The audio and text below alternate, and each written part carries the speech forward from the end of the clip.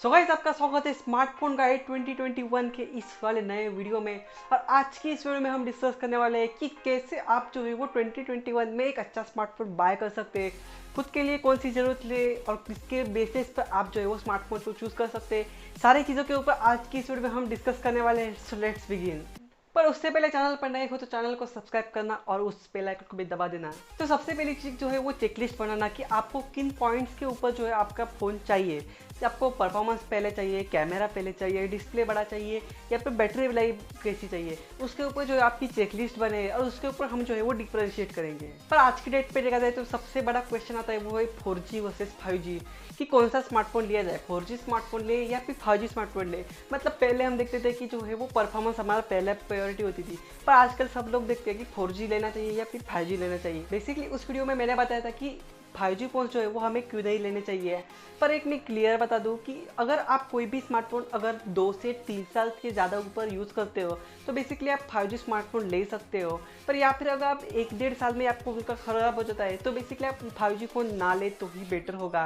और लगभग 5G को आने के लिए 1.5 से 2 साल लगने वाले हैं। तो बेसिकली लॉन्ग टर्म के लिए जो कुछ भी आप फ़ोन यूज़ करते हो तभी आप जो है वो 5G फ़ोन को प्रेफर कीजिए। और अगर आपका काम अगर समझ लो नेटवर्किंग के है, मतलब अगर आप बहुत ज़्यादा डाउनलोडिंग करते हो, मूवीज़ डाउनलोड हो या फिर कुछ भी डाउनलोड करना हो, या फिर आपको जो नेटवर्क है वो बहुत ज़्यादा अच्छा चाहिए, तो बेसिकली आप 5G ले सकते हैं। क्योंकि जो 5G का मॉडेम आता है वो थोड़ा एडवांस होता है, क्योंकि वो नेक्स्ट जनरेशन अहेड है, मतलब थोड़ा आगे है। तो इसलिए जो है उसका मॉडेम अच्छा होता है, वो नेटवर्क अच्छे से कैप्चर करता है और उसमें जो स्पीड आती है वो थोड़ी अच्छी आती है। पर बेसिकली बाकी चीज़ों के ऊपर भी आप ध्यान दे सकते हैं। मैंने इसके ऊपर इन डिटेल वीडियो बनाया था, आप ऊपर आई बटन में जाके चेक कर सकते हैं। नेक्स्ट और इम्पोर्टेंट जो है पॉइंट आता है वो है एमोलेड वर्सेस एलसीडी। मतलब पहले नहीं आता था, पहले जो हायर एंड फोन है उसमें एमोलेड देखने को मिल जाता था, पर बेसिकली आजकल मिड रेंज में भी एमोलेड देखने को मिल जाता था। तो इसमें कन्फ्यूजन आता है कि क्या एमोलेड ले या फिर एलसीडी ले। बेसिकली मेरी सजेशन, अगर आपको एमोलेड एक बजट में और एक परफॉर्मेंस स्मार्टफोन में आपको एक अगर मिलता है तो बेसिकली आप एमोलेड को ही चूज़ करें, क्योंकि एमोलेड में बहुत ही अच्छे खासे कलर्स होते हैं, ब्लैक्स अच्छे आते हैं, एक इमर्सिव एक्सपीरियंस आता है और इतना अच्छा आता है कि एक बार आप एमोलेड यूज़ करोगे तो आप समझ लो एलसीडी को भूल ही जाओगे। इतना बहुत ही अच्छा खासा एक्सपीरियंस आपको एमोलेड में देखने में मिल जाता है। पर अगर आप गेमर हो तो बेसिकली आपको जो है वो एमोलेड अच्छा होता है, क्योंकि एमोलेड में कलर्स अच्छे आते हैं। पर सिर्फ आप एमोलेड पे ना जाए, आप जो है वो हर्ट्स पे भी ध्यान दीजिए, क्योंकि आपको समझ लो रिफ्रेश रेट अच्छा चाहिए तो उसके ऊपर भी आप ध्यान दे सकते हैं। और साथ ही चीज़ आती है वो है रेजोल्यूशन की। देखा जाए तो आजकल के जो फ़ोन है 10,000 के ऊपर, वो बेसिकली सारे के सारे फुल HD फ़ोन आते हैं। तो ये भी एक चीज़ ध्यान में रखना कि अगर आप कोई 10,000 के ऊपर फ़ोन ले और आपको सिर्फ और सिर्फ HD रेजोल्यूशन मिल रहा है तो थोड़ा अवॉइड कीजिए, क्योंकि बहुत सारे फ़ोन में 10,000 के ऊपर HD पर फुल HD रेजोल्यूशन देखने को मिल जाता है। तो इन तीनों चीज़ों का आप ध्यान में रखिए। नेक्स्ट आती है वो है ग्लास बॉडी या फिर प्लास्टिक बॉडी। बेसिकली इस चीज़ के ऊपर ज़्यादा कुछ डिस्कशन करने जैसा कुछ है नहीं है, क्योंकि बेसिकली हम सारे के सारे फ़ोन को जो है वो कवर लगा के यूज़ करते हैं। पर बेसिकली अगर आप जो है वो कवर नहीं यूज़ करते, मतलब नॉर्मली फ़ोन को यूज़ करते हैं विदाउट कवर, तो बेसिकली आपको देखना चाहिए कि ग्लास बॉडी है या प्लास्टिक बॉडी। अगर आप प्लास्टिक बॉडी यूज़ करते हो तो प्लास्टिक बॉडी का एक लॉस होता है कि उसके ऊपर स्क्रैच बहुत ज़्यादा आते हैं, क्योंकि फ़ोन आप कैसे भी रख दो तो उसके ऊपर स्क्रैच आ जाते हैं। पर ग्लास बॉडी के ऊपर स्क्रैच नहीं आते, क्योंकि अगर उस पर कोई गोरिल्ला है तो बेसिकली वो नहीं आते। तो एक स्क्रैच प्रूफ होता है ग्लास बॉडी, इसके ऊपर भी आप ध्यान दे सकते हैं। नेक्स्ट एक इंपॉर्टेंट चीज़ आती है वो है बैटरी और चार्जिंग। बेसिकली आजकल आप देख सकते हैं बैटरी बहुत ही ज़्यादा मिल रही है, 6000 mAh की, 7000 mAh की। लॉजिकली देखा जाए तो ज़्यादा mAh की बैटरी मतलब वो ज़्यादा बैकअप देगी, पर ज़रूरी नहीं हर बार ऐसा ही हो, क्योंकि सब कुछ सॉफ्टवेयर हार्डवेयर इनकी इंटीग्रेशन और अच्छे से ऑप्टिमाइजेशन पे ऊपर भी डिपेंड होता है कि आपका बैटरी बैकअप आपको कितना देखने में मिलेगा। पर बेसिकली ज़्यादा बैटरी मतलब ज़्यादा बैटरी बैकअप देता है लॉजिकली। और पर एक चीज़ होती है कि अगर आपकी बैटरी थोड़ी ज़्यादा हो तो उस फ़ोन का वेट भी बढ़ जाता है। मतलब एक 6000 mAh का फ़ोन ले तो थोड़ा वो हेवी होता है। अगर आप ऐसे नॉर्मली अगर आपका काम हो, आप दिन भर कहीं ना कहीं घूमते रहते हो, और अगर आप ऐसे हेवी फ़ोन लेके घूम रहे हो तो आपको थोड़ा वियर्ड लगेगा, क्योंकि बहुत ज़्यादा हेवी हो जाते हैं फ़ोन अगर बैटरी थोड़ी ज़्यादा हो तो। नेक्स्ट आती है वो चार्जिंग की। मतलब चार्जिंग आप देख सकते हैं जो है आते हैं, मतलब 50 वाट, 20 वाट, 30 वाट। अब नॉर्मली ऑप्टिमम मेरे हिसाब से 33 या फिर 30 वाट का चार्जिंग सफिशिएंट है अगर आपके नॉर्मल यूजर्स के लिए। मतलब एक ऑप्टिमम टाइम में, मतलब एक सिलेक्टेड मतलब टाइम में जो है वो फ़ोन को चार्ज करते थे, बहुत ही जल्दी नहीं, बहुत ही स्लो नहीं। बेसिकली आप 33 वाट का चार्जिंग ले सकते हैं, एक ऑप्टिमम अच्छा होता है। ज़्यादा मिलता है तो ज़्यादा ले सकते हैं, कोई बड़ी बात नहीं है। पर नॉर्मली अगर मैं चूज़ करूँ बैटरी और चार्जिंग में तो लगभग 4500 mAh टू 5000 mAh की बैटरी और लगभग 30 या फिर 33 वाट इसके चार्जिंग में एक इंटरमीडिएट फोन आप ले सकते हैं जो कि एक ऑप्टिमम आपको सब कुछ सपोर्ट। नेक्स्ट आती है प्रोसेसर, जो कि थोड़ा लेट आया है, पर वैसे ही लगा है तो पहले हम प्रोसेसर को मेजर प्रायोरिटी देते थे, पर आजकल कुछ बहुत सारे पॉइंट ऐड हो गए। तो बेसिकली प्रोसेसर की बात करें तो प्रोसेसर जो है वो पहले जैसे नहीं रहे, क्योंकि पहले प्राइस के हिसाब से प्रोसेसर आते थे, मतलब मिड रेंज में प्रोसेसर थोड़े कम आते थे, मतलब लोअर परफॉर्मेंस के आते थे।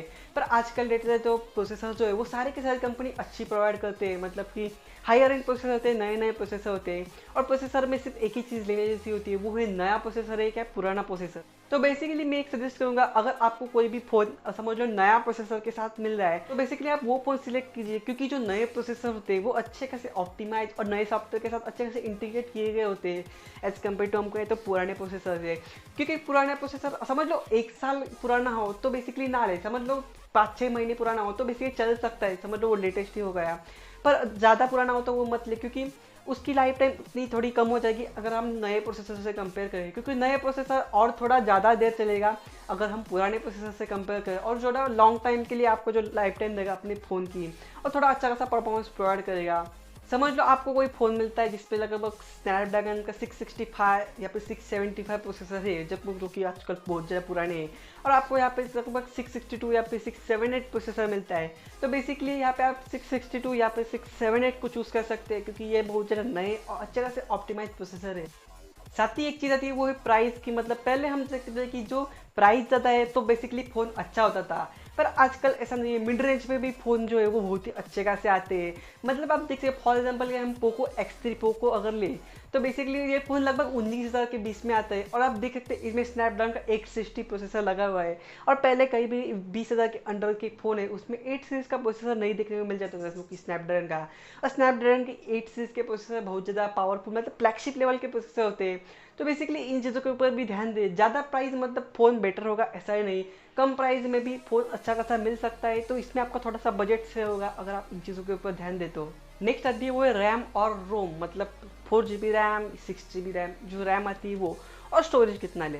ऑप्टिमम मैं कहूँगा 4GB रैम एक नॉर्मल यूजर्स के लिए सफिशिएंट है, और 6GB रैम थोड़ा हायर एंड काम करते हो तो 6GB रैम और 4GB रैम में आप डिफ्रेंशिएट करके आपको जितनी चाहिए वैसा ले सकते हैं।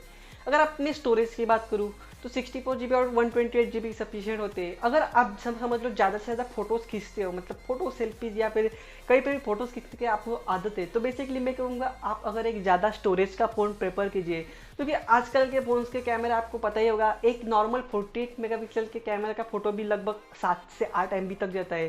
तो बेसिकली समझ सकते हो, अगर फोटोज़ वगैरह वीडियोज़ क्लिक करने की ज़्यादा आदत है तो बेसिकली ज़्यादा स्टोरेज का ले, या फिर बजट ना हो तो आप 64 का भी ले सकते हैं, उसमें कोई भी नॉर्मल बात नहीं है। पर समझ लो आप 12-13 हज़ार से ऊपर कोई फ़ोन लेते हैं तो चेक कीजिए उसका स्टोरेज का टाइप कौन सा है, eMMC 5.1 या फिर UFS 2.1 के ऊपर स्टोरेज मिलता है तो वो बेटर होगा। इसके नीचे मिलता है तो थोड़ा आप चेक कीजिए कि कैसे मिलता है वो। समझ लो eMMC 5.1 और UFS 2.1 वो एक बेटर होते अगर स्पीड के कंपैरिजन करें तो। नेक्स्ट आता है कैमरा। एक्चुअली कैमरा आप चाहे तो फर्स्ट प्रायोरिटी भी रख सकते हैं अगर आप कैमरा फोटोज़ वगैरह ज़्यादा खींचते हो तो। पर कैमरा अगर आज की बात करूँ तो बेसिकली बहुत ज़्यादा हाइप है कैमरा की। समझ सकते हो 64 मेगापिक्सल 108 मेगापिक्सल कितने बारे मेगापिक्सल के कैमरे है, कल को नेक्स्ट साल में 150 मेगापिक्सल का भी कैमरा आ सकता है, कुछ कह नहीं सकते। तो बेसिकली मैं इतना कहना चाहूँगा कि मेगापिक्सल के चक्कर में मत पड़ना।